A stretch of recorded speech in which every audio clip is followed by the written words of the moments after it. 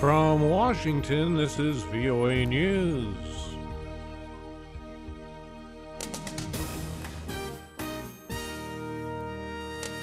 The UN charges North Korea of committing crimes against humanity.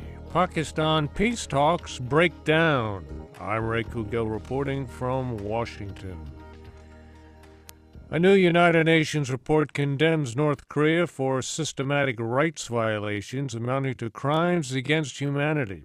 They include summary executions, rape, torture, forced abortions, and enslavement. VOA's Daniel Schearf reports. The UN report says religious minorities and political dissidents suffer the most, with up to 120,000 living in town-sized prison camps. It declares the leadership in North Korea guilty of crimes against humanity and urges prosecution at the International Criminal Court. Jung-hoon is South Korea's ambassador for human rights.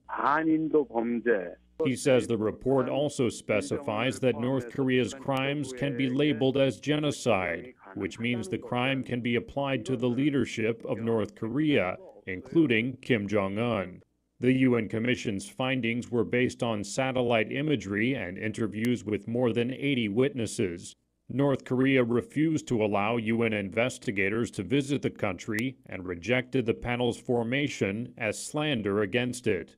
Daniel Schearf, VOA News, Seoul. At least 9 people have been killed and dozens injured in a building collapse in the South Korean city of Gyeongju. Officials say more than 500 foreign language students were gathered inside the building for a freshman orientation when it collapsed late Monday. Many of the students were able to safely evacuate, but about 70 were sent to hospitals with injuries. South Korean officials speculate heavy snow on the roof of the building may have caused the building to fall in. Peace talks between the Pakistani government and Taliban insurgents broke down Monday after the Taliban said it had killed 23 captive soldiers. The insurgents said they came in retaliation for fighters they claim were killed in government custody. The government pulled out of the talks, and Prime Minister Nawaz Sharif condemned the killings. A date for another round of talks is not scheduled. The rebel-free Syrian army appointed itself a new commander after months of losing ground to both government forces and Islamist fighters. The Western-backed moderate forces cited the ineffectiveness of Salim Idris and replaced him with Abdullah al-Bashir.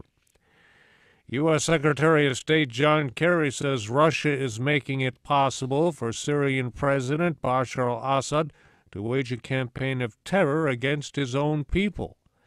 During a visit to Indonesia, Secretary Kerry called on Moscow to do more to help bring about an end to the Syrian conflict through talks in Geneva.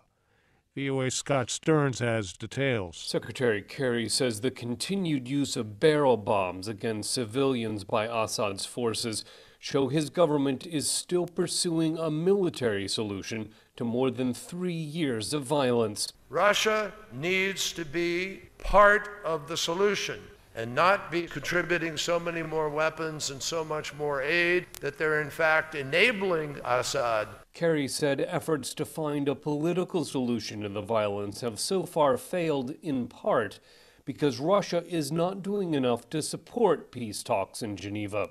Russian Foreign Minister Sergei Lavrov says it's opposition supporters, among them the United States, who are delaying progress by focusing on forcing President Assad from power. Scott Stearns, VOA News, Jakarta. Russia says it will release an additional $2 billion to Ukraine to support its moribund economy, a move seen as strengthening embattled Ukrainian President Viktor Yanukovych's bid to stay in power. The money is part of a $15 billion loan promised by Russia. Mr. Yanukovych is facing 3 months of massive opposition protests triggered by his decision in November to walk away from a European Union trade pact in favor of closer economic ties with Moscow. The co-pilot of an Ethiopian Airlines flight headed for Rome from Addis Ababa hijacked the plane Monday, landing it safely in Geneva, where he was taken into custody. Authorities say the co-pilot took control of the Boeing 767 by locking the cockpit door, and the pilot left for a bathroom break. Swiss officials say the co-pilot climbed out of the cockpit and then turned himself over to authorities, saying he was seeking asylum for fear of persecution at home. The U.S. ice dancing team of Merrill Davis and Charlie White took the gold medal at the Sochi Winter Olympics, the first time the Americans have won that event. Belarus captured 2 golds with victories in the women's 12.5-kilometer mass start biathlon and the men's aerials. Russia won the 2-man bobsled race. Germany captured the gold in men's team ski jumping. Russia and the U.S. have now won 18 medals apiece at Sochi, just ahead of the Netherlands at 17.